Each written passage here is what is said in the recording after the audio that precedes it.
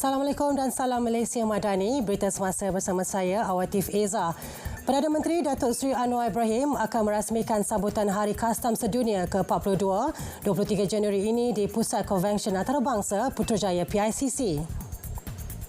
Membawa tema kastam mengandungi rakan kongsi tradisi dan baharu dengan satu tekad, sambutan bagi meraihkan kecemerlangan Jabatan Kastam Diraja Malaysia yang berdiri teguh sepanjang penubuhannya. Sebanyak 30 reruai daripada Jabatan Kastam termasuk pelbagai agensi kerajaan lain bakal disediakan kepada pengunjung termasuk klinik cukai jualan dan perkhidmatan. Sambutan kali ini juga akan menampilkan pasukan khas elit Jabatan Kastam Diraja Malaysia iaitu Pasukan Tempur Operasi Medan Kastam Cobra. Bekalan gula tambahan sebanyak 9,792 kg dari Sabah tiba di Labuan hari ini dan sedia untuk dipasarkan. Pengarah Kementerian Perdagangan Dalam Negeri dan Kos Sara Hidup KPDN Labuan, Junaidah Arba'in berkata, orang ramai boleh mendapatkan bekalan itu di permis perniagaan dan kedai runcit sekitar Labuan. Bekalan gula tambahan 118,000 metrik tan juga bakal tiba dari Pelabuhan Klang dalam masa terdekat. Manakala kira-kira 10,000 kilogram gula lagi akan dibawa masuk dari Sabah esok. Dalam pada itu, orang ramai diingatkan agar tidak membuat pembelian panik memandangkan bekalan itu sudah kembali stabil. Pulau bebas cukai itu dilaporkan mengalami masalah kekurangan gula berikutan faktor kedudukannya yang jauh dari lokasi punca bekalan gula yang menyebabkan kesukaran dalam rantaian penghantaran bekalan. Polis tidak menolak kemungkinan individu terbabit dalam kes membakar Masjid Kampung Parit Simis dan Surau Al-Raudah di Parit Bangka Seri Medan, Batu Pahat, Johor pada 14 dan 15 Januari lalu adalah suspek yang sama.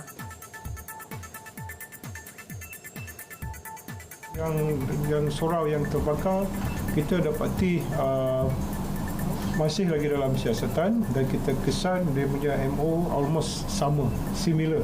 Itu time dia dan cara dia masuk dan cara dia melakukan khianat tersebut.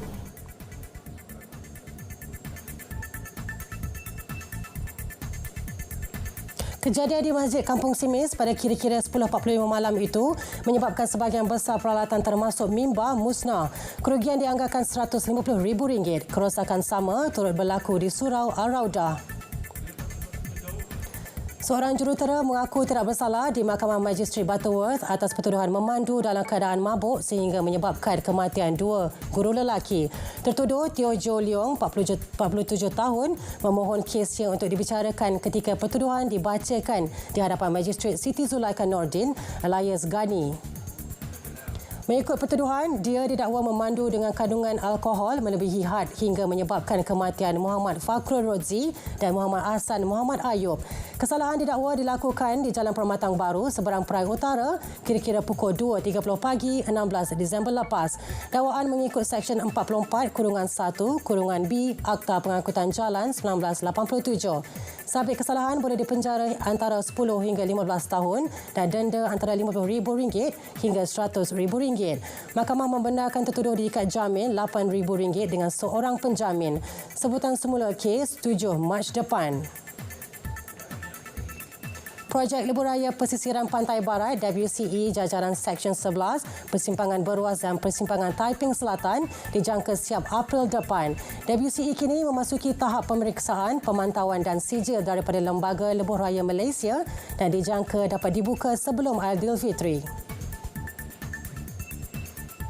Laluan ini juga penting kerana menjadi pemangkin kepada perancangan Perak dalam memacu pertumbuhan sosioekonomi di sepanjang jajaran Pantai Barat selain mengubah landscape pelancongan Perak dengan memudahkan akses ke destinasi-destinasi strategik seiring dengan kempen Tahun Melawat Perak 2024.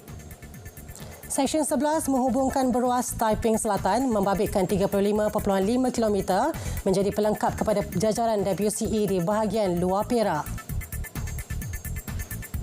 Sekian berita semasa dari Sungai Kesegara, Palestin Pasti Merdeka, Malaysia Madani, tekad perpaduan penuhi harapan.